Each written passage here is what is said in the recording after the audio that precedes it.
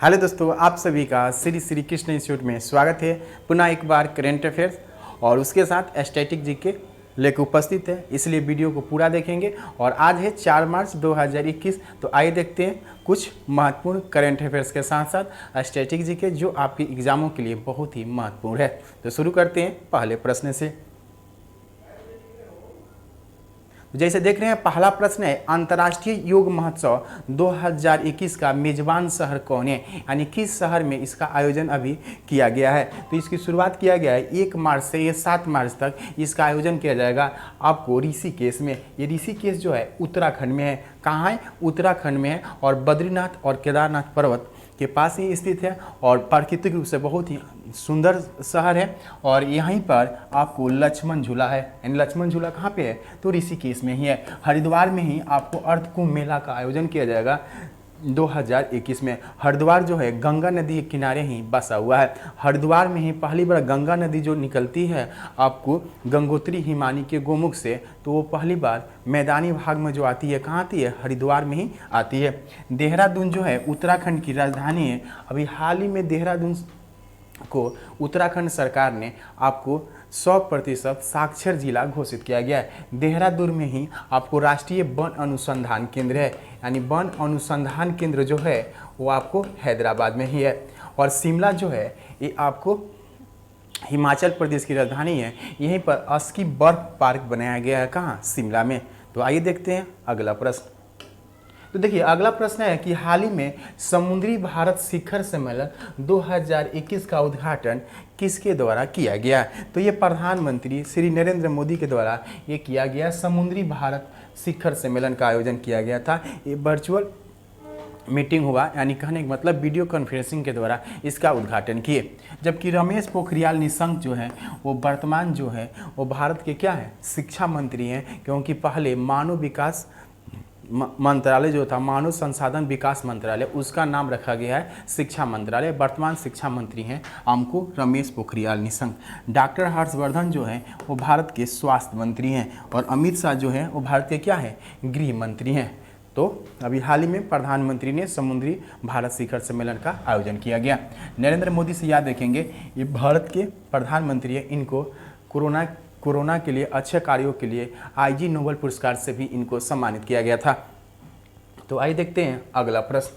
प्रधानमंत्री ने किस राज्य में 1500 मेगावाट नवेली थर्मल पावर परियोजना का उद्घाटन किया? 1000 मेगावाट नवेली थर्मल पावर परियोजना का उद्घाटन किया गया है। तो ये तमिलनाडु में अभी हाल ही में प्रधानमंत्री के द्वारा किया गया है। तमिलनाडु की राजधानी है चेन्नई। और चेन्नई से आप सुने होंगे कि पलानास्वामी जो है अभी वर्तमान के क्या है?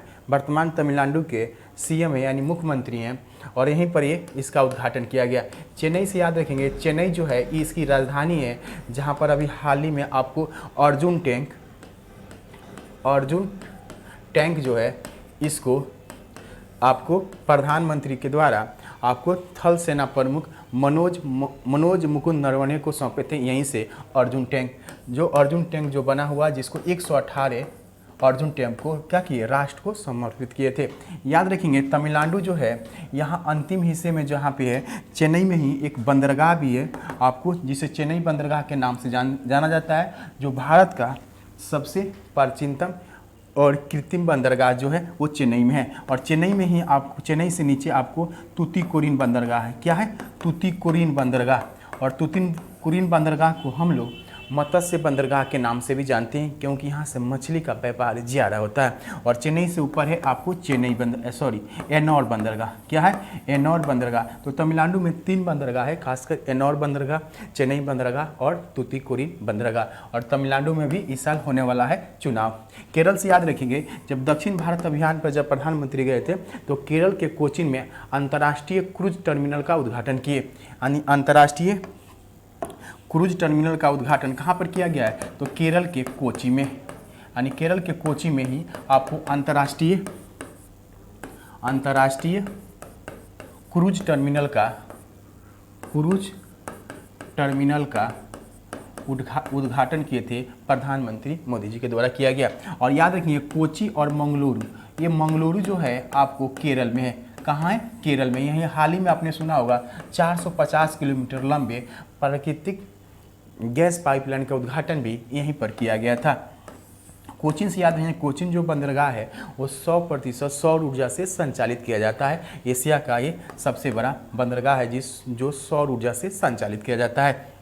महाराष्ट्र से याद रखेंगे, महाराष्ट्र के सीएम हैं आपको उद्धव ठाकरे और भगत सिंह कोश्यारी यहाँ के गवर्नर हैं। अभी हाल ही में सुने होंगे जेल पर्यटन योजना यहीं से शुरुआत किया गया था। और गोवा के प्रमोद सावंत क्या हैं, सीएम है। और यहाँ यह पहला राज्य है जो हर घर जल पहुँचाने वाला ये देश का पहला राज्य है। और यहीं पर आपको 91वें अंतर्राष्ट्रीय फिल्म महोत्सव का आयोजन किया गया था आपको हाल ही में। केरल के सीएम हैं आपको पिनेरी विजयन मोहम्मद आरिफ खान, यहाँ के क्या हैं, गवर्नर हैं। तमिलनाडु से याद रखेंगे, यहाँ के सीएम हैं के पलानीस्वामी। तो इस राज्य में अभी हाल ही में क्या होने वाला है, चुनाव होने वाला है।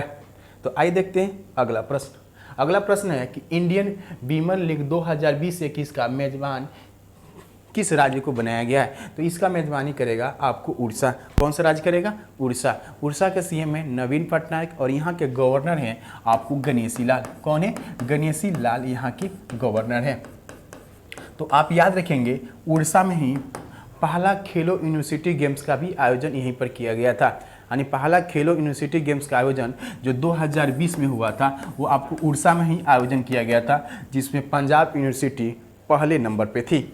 जबकि 2023 का हॉकी विश्व कप का आयोजन आपको उड़ीसा में ही किया जाएगा। कहाँ किया जाएगा, उड़ीसा में किया जाएगा। उड़ीसा से एक और पॉइंट याद रखेंगे, भारत का सबसे बड़ा हॉकी स्टेडियम बनाया जा रहा है आपको राउरकेला में। कहाँ बनाया जा रहा है, राउरकेला में।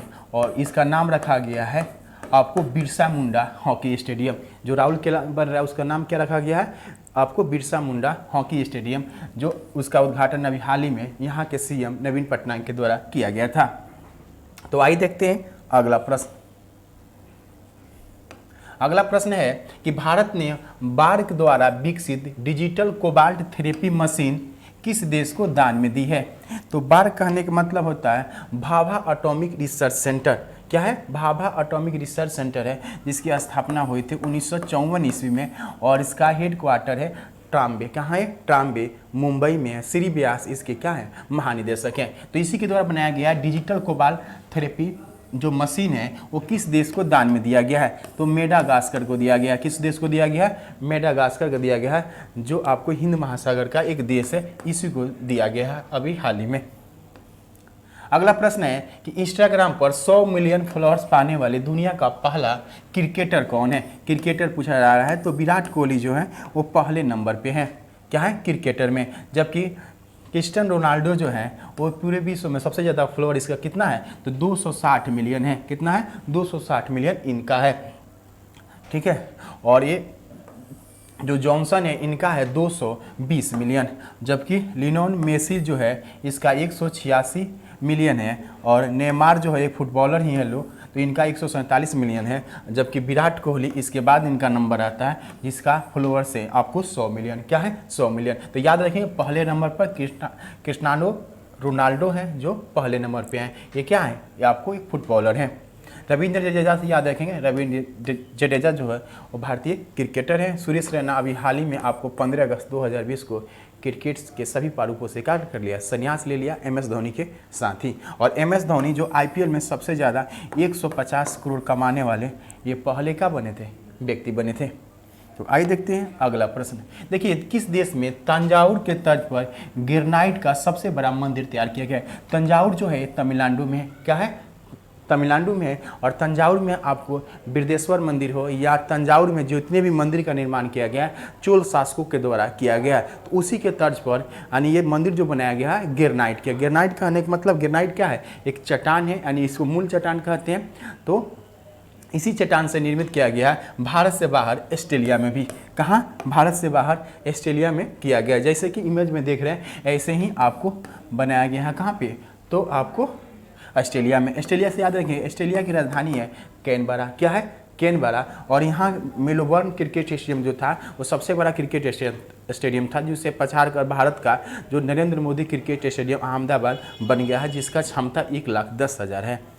और ऑस्ट्रेलिया के पीएम जो हैं स्कॉट मॉरिसन है। कौन है यहाँ के पीएम जो है? स्कॉट मॉरिसन है। और ऑस्ट्रेलिया भी भारत में होने वाले जो मलाबार नौसेना अभ्यास था उसमें ऑस्ट्रेलिया भी शामिल हुआ था पहली बार, क्योंकि पहले ये भारत, जापान और अमेरिका के बीच एक युद्धाभ्यास होता था।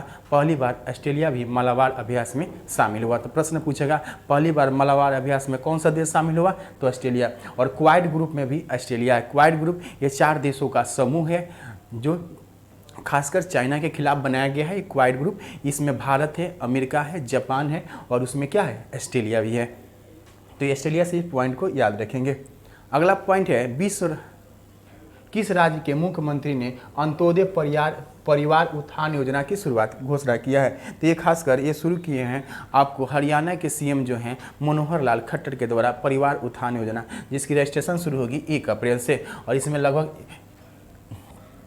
110 लाख रुपये तक का क्या है? 1.10 लाख रुपये तक का क्या है? आर्थिक मदद दिया जाएगा इस स्कीम के तहत। हरियाणा से याद रखेंगे, हरियाणा की जो राजधानी है चंडीगढ़। हरियाणा की राजधानी कहाँ है? चंडीगढ़। यहाँ हाल ही में आपने सुना होगा carbon watch mobile app launch किया गया था। खासकर हरियाणा की राजधानी जो चंडीगढ़ है, ऐसे तो चंडीगढ़ पंजाब की राजधानी है, चंडीगढ़ क्या है? केंद्र शासित प्रदेश भी है। और यहीं पर पहली बार carbon watch mobile app launch किया गया, जिससे आपको कार्बन उत्सर्जन की जानकारी उस ऐप के माध्यम से प्राप्त किया जा सके। और एयर फिल्ट्रेशन सबसे बड़ा टावर भी यहीं पर लगाया गया है। जबकि चंडीगढ़ में ही पहली बार एयर टैक्सी सर्विस की भी शुरुआत किया गया था, चंडीगढ़ और हिसार के बीच पहली बार।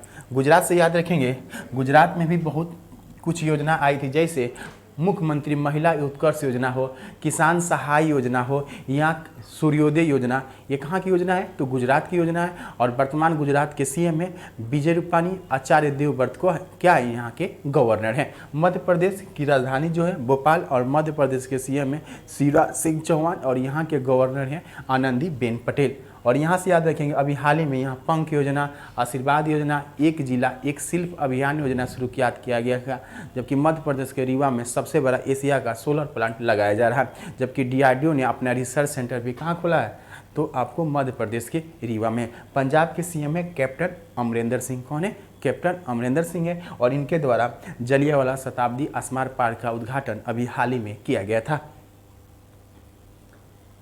तो आइए देखते हैं अगला प्रश्न है। तो अगला प्रश्न में स्टैटिक जीके के देखेंगे और इसको आप कॉपी में नोट भी करते जाएंगे, क्योंकि ये आपकी एग्जाम के लिए बहुत ही महत्वपूर्ण होता है प्रश्न।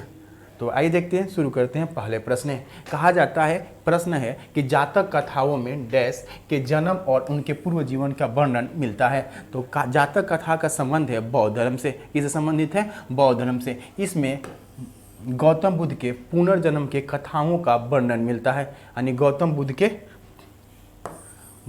के पुनर्जागरण के यानी पुनः मतलब अगला जन्म के उनकी पूरी जीवनी इसमें मिलती है। किसमें? तो जातक ग्रंथ में। ऐसे भी बौद्ध धर्म से संबंधित है। और जौन बौद्ध धर्म के सबसे प्राचीनतम ग्रंथ है त्रिपिटक। क्या है? त्रिपिटक है। और त्रिपिटक कहने का मतलब इसमें 3 ग्रंथ है, जिसमें आप सुनते होंगे सूत पिटक। क्या है? सूत पिटक का भी संबंध आपको बौद्ध धर्म से है। विनय पिटक हो, आपको विनय पिटक या आपको अभिधम्म पिटक। क्या है? अभिधम्म पिटक। ये तीनों का संबंध आपको ये बौद्ध धर्म से ही संबंधित है। तो सूत पिटक, विनय पिटक और अभिधम्म पिटक, यानी त्रिपिटक जो बनता है उसमें 3 पिटक है, जिसमें आपको सूत पिटक, विनय पिटक और अभिधम्म पिटक है। अब आप नाम सुने होंगे बुद्ध चरित्र। क्या है? बुद्ध चरित्र एक पुस्तक है। ये भी संबंध इसका बौद्ध धर्म से है, बुद्ध चरित्र का। और इसके रचना किए थे अश्वघोष। किसने रचना किया था बुद्ध चरित्र का? तो अश्वघोष ने किया था। जो बौद्ध धर्म के चौथा सम्मेलन जो हुआ था आपको कुंडलबल जम्मू कश्मीर में, जिसके उपाध्यक्ष थे अश्वघोष, उन्हीं के द्वारा ये बुद्ध चरित्र नामक पुस्तक की रचना किया था, जिसमें इनकी जानकारी मिलती है। जबकि भगवती सूत्र जो है उसमें महावीर स्वामी की जानकारी मिलती है, जो जैन धर्म के थे, जबकि गौतम बुद्ध बुद्ध धर्म के थे। इसलिए संबंध किससे हो गया? जातक से। और बुक में आप देख सकते हैं जनजातीय कथाओं का वर्णन है। यानी गौतम बुद्ध ने पहली बार जो उपदेश दिया था सारनाथ में, जिसे हम लोग धर्म चक्र परिवर्तन कहते हैं, और उसने पहली बार उपदेश देने के बाद जगह जगह उपदेश दिए, और सर्वाधिक उपदेश उन्होंने कहाँ दिया था? श्रावस्ती में दिए थे। और इनको ज्ञान की प्राप्ति कहाँ हुई थी? बोध गया में हुई थी। कहाँ? बोध गया, जो बिहार में है, यानी गया जिला में ही बोध गया है। और इनकी महापरिनिर्वाण यानी उनकी मृत्यु कहाँ हुई थी? तो आपको कुशीनगर उत्तर प्रदेश में है, जिसे हम लोग महापरिनिर्वाण की घटना कहते हैं। अगला प्रश्न है कि कौन सा भारतीय नेता को लोकप्रिय रूप से पंजाब केसरी के नाम से जानते हैं? यानी वो पंजाब के ही रहने वाले थे, लाला लाजपत राय। कौन थे? लाला लाजपत राय पंजाब के ही रहने वाले थे, और ये गरम दल के नेता थे। यानी कहने का मतलब लाला लाजपत राय हो, बिपिन चंद्र पाल, अरविंद घोष या बाल गंगाधर तिलक, ये सब गरम दल के नेता थे। और 1920 ईस्वी में इन्होंने कांग्रेस की अध्यक्षता भी किया था लाला लाजपत राय। लेकिन साइमन कमीशन जब 1927 ईस्वी में गठन हुआ, और साइमन कमीशन जब भारत आया, साइमन कहने का मतलब जो भारत शासन अधिनियम 1919 में जो घटनाएं घटी थी, उसके पहले रॉलेट एक्ट हो, इसी सब पर विचार करने के लिए साइमन के अध्यक्षता में एक कमेटी बनाई गई थी, जिसे हम लोग साइमन कमीशन कहते हैं, जो 1927 में गठन हुआ और 1928 इसमें भारत आया। लेकिन उसमें हुआ यूँ कि उसमें एक भी भारतीय मेंबर नहीं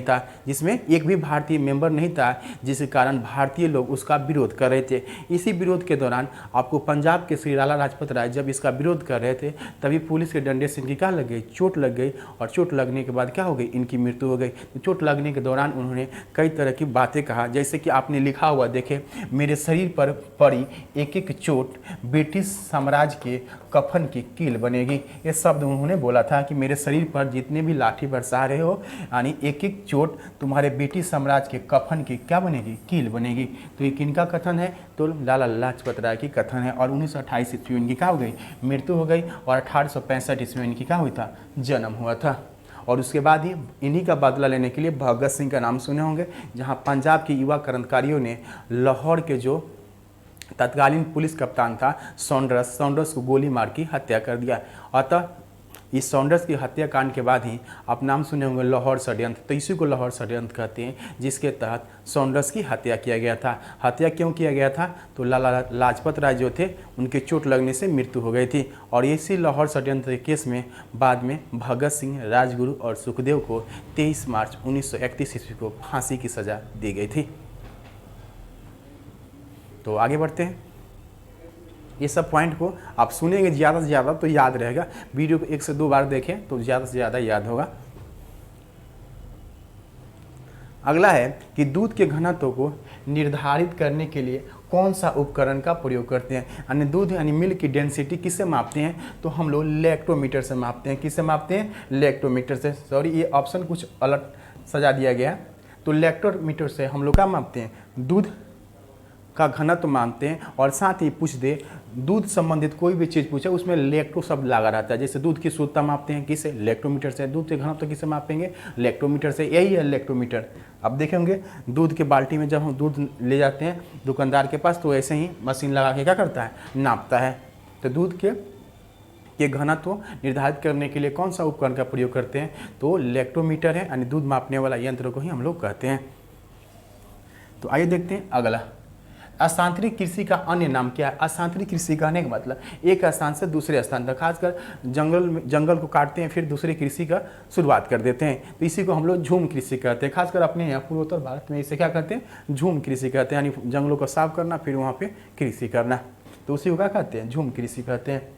अगला प्रश्न है कि गुरु शिखर क्या है? तो गुरु शिखर एक पर्वत है जो अरावली पर्वत की सबसे ऊंची चोटी है। यानी अरावली पर्वत की सबसे ऊंची चोटी जो है वो गुरु शिखर है। क्या है? गुरु शिखर वो सबसे ऊंची चोटी है। मुख्य रूप से इसका विस्तार राजस्थान, दिल्ली और हरियाणा के क्षेत्रों में है। और अरावली पर्वत से ही आपको माही और लूनी नदी निकलती है। क्या निकलती है? माही और लूनी नदी यहीं से निकलती है। जैसे आपने सुना होगा कि माही नदी जो है वो कर्क रेखा जो है, आपको ये कर्क रेखा है, इसे 2 बार काट देती है। यानी कर्क रेखा को 2 बार काटने वाली नदी कौन है? तो आपको माही नदी है। देखिए इसको कहते हैं हम लोग ट्रॉपिक ऑफ कैंसर यानी कर्क रेखा, इसको कहते हैं इक्वेटर यानी विषुवत रेखा, इसको कहते हैं मकर रेखा यानी ट्रॉपिक ऑफ कैप्रिकॉर्न। तो ये कर्क रेखा को 2 बार काटने वाली नदी जो होती है वो माही नदी है। क्या है? माही नदी। यानी भारत भी कर्क रेखा पर ही स्थित है। और विषुवत रेखा को 2 बार काटने वाली कांगो यानी जायरे नदी है। जबकि आपको मकर रेखा को 2 बार काटने वाली नदी को हम लोग कहते हैं लिम्पोपो नदी। क्या नाम है? लिम्पोपो नदी, जो 2 बार कटती है। तो आइए देखते हैं अगला प्रश्न। इसे इमेज में दिखाई दे रहा है तो वही है। आप कहता है कि काली मिट्टी को डॉट डॉट मिट्टी के रूप में भी जाना जाता है। तो काली मिट्टी को हम खासकर काली मिट्टी का निर्माण बेसाल्ट नामक चट्टान के चूर्ण से हुआ है। क्या हुआ? बेसाल्ट नामक चट्टान से हुआ है। और इसे हम लोग ब्लैक सॉइल कहते हैं, यानी आप देख रहे हैं ये ब्लैक कलर का ही ये मिट्टी है। यह मिट्टी जो होती है इसमें जल को सोखने की क्षमता अधिक होती है, यानी जल को अवशोषण करने की क्षमता ज़्यादा होती है। जैसे कि आप देख रहे हो कि इसमें कितने तरह दरार है, यानी 0.1 mm तक का दीवार रहता है। देखो इसी में पानी क्या करता है? ज़्यादा सोखता है। इसे हम लोग क्या कहते हैं? ब्लैक सॉइल कहते हैं। और इसमें एक चीज़ और है, इसे रगूर मिट्टी भी कहते हैं। क्या कहते हैं? इसे रगूर मिट्टी भी कहते हैं। और साथ ही इसमें कपास का सर्वाधिक उत्पादन होता है। क्या होता है? कपास का सर्वाधिक उत्पादन इसी मिट्टी में होता है, इसलिए काली मिट्टी को काली कपासी मिट्टी भी कहते हैं। और इसका निर्माण बेसाल्ट नामक चूर्ण जो होता है, बेसाल्ट चट्टान है, उसके चूर्ण से इस मिट्टी का निर्माण होता है। इस मिट्टी का विस्तार खासकर प्रायद्वीपीय भारत में महाराष्ट्र, गुजरात, आंध्र प्रदेश के क्षेत्रों में इसका विस्तार सर्वाधिक देखने को मिलता है। इसीलिए कपास का सर्वाधिक उत्पादन गुजरात में होता है, उसके बाद महाराष्ट्र में होता है। तो आंसर क्या हो गया? रगूर मिट्टी। अगला प्रश्न है कि बंगाल का विभाजन किस वर्ष हुआ था? तो बंगाल का विभाजन जो हुआ इसकी घोषणा हुआ था 20 जुलाई 1905 ईस्वी में, और 16 अक्टूबर 1905 ईस्वी को बंगाल का विभाजन किया गया। उसमें भारत के आपको वायसराय था आपको लॉर्ड कर्जन। कौन था? लॉर्ड कर्जन के द्वारा ही बंगाल का विभाजन किया गया। और बंगाल विभाजन रद्द हुआ था 1911 ईस्वी में। लॉर्ड हार्डिंग द्वितीय के समय बंगाल विभाजन को रद्द किया गया 1911 ईस्वी में। और बंगाल विभाजन हुआ था 1905 ईस्वी में। और बंगाल विभाजन के बाद ही भारत में चला था स्वदेशी आंदोलन। क्या चला था? स्वदेशी आंदोलन, जिस पर हमने आपको क्लास में भी बहुत अच्छे से चर्चा किया है। तो आइए देखते हैं अगला प्रश्न। अगला प्रश्न है कि पानीपत का प्रथम युद्ध किस वर्ष लड़ा गया था? तो पानीपत के 3 युद्ध हुए थे। पहला युद्ध जो हुआ था 1526 ईस्वी में हुआ था, आपको बाबर और इब्राहिम लोदी के बीच हुआ था। यानी इसी युद्ध के बाद आपको लोदी वंश के अंतिम शासक इब्राहिम लोदी थे, उनको पराजित करके बाबर ने मुगल वंश का नींव रखा था। फिर जाके 1556 ईस्वी में अकबर और हेमू के बीच ये पानीपत का दूसरा युद्ध हुआ था। और तीसरा युद्ध हुआ था 1761 ईस्वी में, जिसमें अहमद शाह अब्दाली और मराठा साम्राज्य के बीच ये युद्ध हुआ था। तो पानीपत से याद रखेंगे, पानीपत 3 युद्ध हुआ था, प्रथम युद्ध, द्वितीय युद्ध और तीसरा युद्ध। अगला प्रश्न है कि भारत के वर्तमान अटॉर्नी जनरल, यानी अटॉर्नी जनरल को हम लोग महान्यायवादी कहते हैं। क्या कहते हैं? महान्यायवादी कहते हैं। और अटॉर्नी जनरल की नियुक्ति करते हैं राष्ट्रपति। कौन नियुक्ति करता है? राष्ट्रपति करते हैं, जिसकी चर्चा संविधान के अनुच्छेद 76 में किया गया है। अटॉर्नी जनरल जो होता है वो भारत सरकार के प्रथम विधि अधिकारी, यानी कानूनी अधिकारी होता है, जो संसद के दोनों सदनों में भाग लेता है किंतु मत का प्रयोग अपना नहीं कर सकता। इसके अलावा भारत सरकार का प्रतिनिधित्व सुप्रीम कोर्ट में रखता है। यानी भारत सरकार के विधि अधिकारी होने के कारण सरकार का पक्ष न्यायालय में रखने कौन जाता है? तो अटॉर्नी जनरल जाता है। तो प्रश्न पूछा है कि वर्तमान अटॉर्नी जनरल कौन है? तो आपको के वेणुगोपाल हैं। कौन है? के वेणुगोपाल जो है वो वर्तमान अटॉर्नी जनरल हैं। अगला प्रश्न है कि विश्व स्वास्थ्य संगठन कहने का मतलब, इसकी स्थापना हुई थी 7 अप्रैल 1948 ईस्वी को। कब हुआ था? 7 अप्रैल 1948 ईस्वी में इसकी स्थापना हुआ था। 7 अप्रैल 1948 ईस्वी में क्या हुआ था? इसकी स्थापना हुआ था। इसका हेडक्वार्टर जेनेवा, स्विट्जरलैंड में है। और इसी के द्वारा आपको कोरोना को वैश्विक महामारी घोषित कब किया गया था? तो 11 मार्च 2020 को इसे वैश्विक महामारी घोषित किया गया। और इसका नाम पड़ा था 11 फरवरी 2020 को इसका नाम पड़ा था नोवल कोरोना वायरस। किसने रखा था? तो विश्व स्वास्थ्य संगठन के द्वारा इसका नाम रखा गया था। ये देख रहे हैं, यही है आपको कोरोना वायरस का। तो इस तरह कुछ करेंट अफेयर्स था और उसके साथ आपका स्टैटिक जीके भी था। तो मिलते हैं नेक्स्ट वीडियो के साथ। जय हिंद।